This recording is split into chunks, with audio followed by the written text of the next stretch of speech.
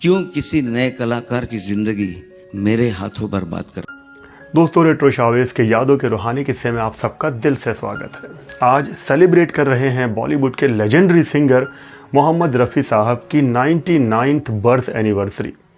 आज अगर रफ़ी साहब होते तो 99 साल के होते, लेकिन आज ही के दिन एक और बड़ी सेलिब्रिटी का जन्मदिन है और वो है हिंदी सिनेमा के जाने माने शानदार कलाकार, सुपरस्टार, झकास यानी कि अनिल कपूर जी। तो आज का ये एपिसोड रहेगा मोहम्मद रफ़ी साहब पर। किस्सा है 1979 और 1980 के आसपास का। उन दिनों में Indian film director producer Chetan Anand एक फिल्म प्लान कर रहे थे। फिल्म पर काम चल रहा था। बड़ी स्टार कास्ट की ये फिल्म थी। इसका संगीत देने वाले थे राहुल देव बर्मन। इस फिल्म के गीत लिखे थे कतील शिफाई और मजरू सुल्तानपुरी साहब ने। फिल्म का नाम था कुदरत।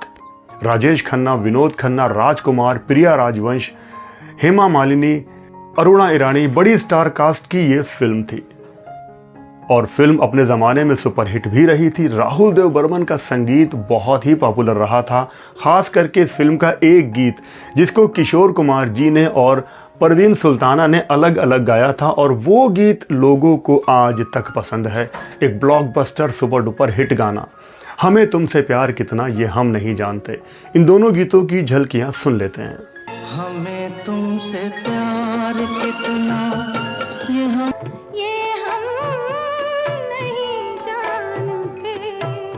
किशोर दा के चाहने वालों के लिए ये ऑल टाइम फेवरेट सॉन्ग है। लेकिन आज हम जिस गाने की बात करेंगे वो गाना फिल्म कुदरत के बैकग्राउंड में चलता है।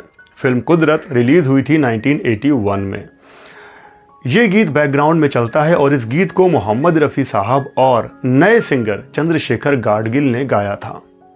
जब ये गीत कतील शिफाई ने बड़ा ही शानदार लिख दिया और ये गीत पहुंचा राहुल देव बर्मन के पास, तब उन्होंने सोचा कि क्यों ना इस गीत को किसी नए सिंगर से गवाया जाए।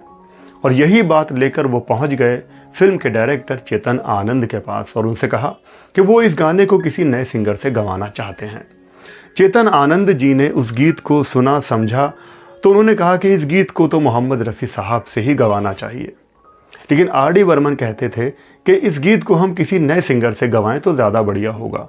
लेकिन चेतन आनंद कहते थे कि नहीं, इस गीत को तो मोहम्मद रफ़ी ही अच्छे से गा सकते हैं, ये गीत उन्हीं से गवाओ। लेकिन आर.डी. बर्मन ने कहीं चंद्रशेखर गाडगिल की आवाज़ सुनी थी, उनको आवाज़ पसंद थी, तो बहुत इसरार करने के बाद चेतन आनंद मान गए और आर.डी. बर्मन ने यह कहा कि आप एक बार इस सिंगर की आवाज़ सुन लो, अगर पसंद नहीं आएगी तो हम इस गीत को मोहम्मद रफ़ी साहब से रिकॉर्ड करवा लेंगे। तब चंद्रशेखर गाडगिल को बुलाया गया और उनसे ये गाना रिकॉर्ड करवाया गया। दुख सुख की हर एक माला कुदरत ही पिरोती है। ये थोड़ा सा एक ऊंची आवाज़ का गाना था जो कि चंद्रशेखर गाडगिल ने बहुत ही शानदार गा दिया था।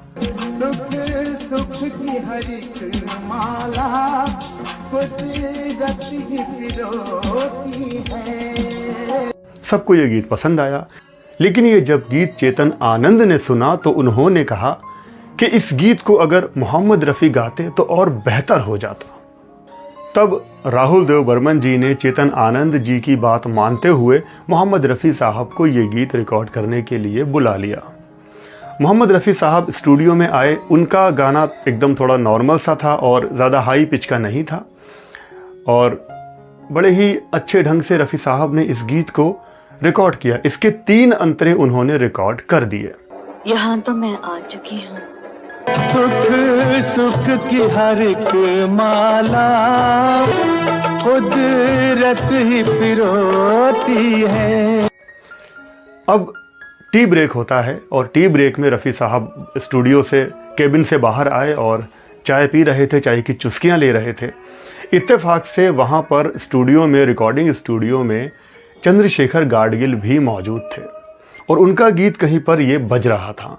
इस गाने की आवाज़ रफ़ी साहब के कानों में पड़ गई और तब मोहम्मद रफ़ी साहब वहीं रुक गए चाय पीते पीते और उन्होंने टेक्नीशियन से कहा कि इस गीत को कोई पहले भी गा चुका है। तब रफ़ी साहब वहाँ से उठे और पहुँच गए पंचम दा के पास और उनसे यही बात पूछी। तब राहुल देव बर्मन जी ने पूरा मामला रफ़ी साहब को समझा दिया, बता दिया कि इस तरह से ये गाना गाडगिल गा चुके हैं। लेकिन रफ़ी साहब ये गाना आपसे भी हमें गवाना है, आप इसका चौथा अंतरा गा दीजिए तो गाना कंप्लीट हो जाएगा। तब रफ़ी साहब ने कहा कि ये गीत गवा कर तुम मुझसे क्यों पाप करवाना चाहते हो, मुझे क्यों पापी बनाना चाहते हो, मेरे हाथों किसी प्रतिभाशाली सिंगर का करियर क्यों बर्बाद करना चाहते हो, मैं ये गीत नहीं गाऊंगा। रफ़ी साहब वहाँ से बिना वो चौथा अंतरा रिकॉर्ड किए वहाँ से चले गए। आर.डी. बर्मन उनको रोकते रहे लेकिन रफ़ी साहब नहीं रुके, क्योंकि मोहम्मद रफ़ी किसी गायक की मेहनत को ख़राब नहीं करना चाहते थे। और फिर इस तरह से चंद्रशेखर गाडगिल के गाने को भी इस फिल्म में जगह मिली और मोहम्मद रफ़ी साहब के गीत को भी इस फिल्म में रखा गया। दोनों ही गीत बैकग्राउंड में चलते हैं और अपनी अपनी जगह पर एकदम परफेक्ट हैं। कतील शिफाई ने यह गीत बहुत ही शानदार लिखा था, लेकिन आर.डी. बर्मन जी का म्यूज़िक बहुत ही औसम था, बहुत लाजवाब था। इस किस्से को खुद चंद्रशेखर गाडगिल भी अपने एक इंटरव्यू में, एक इवेंट में बता चुके हैं। मोहम्मद रफ़ी साहिबानी, क्यों किसी नए कलाकार की जिंदगी मेरे हाथों बर्बाद करते हो? चौथा अंतरा गायला नाही रफ़ी साहिबानी। तो आज मोहम्मद रफ़ी साहब के जन्मदिन पर यही इन्फॉर्मेशन आपको देनी थी। वीडियो पसंद आया हो तो लाइक करना, चैनल पर नए हो तो सब्सक्राइब करना। आप लोग अपना ख्याल रखें और देखते रहें रेट्रो शाहवेज। जय भारत, जय हिंद।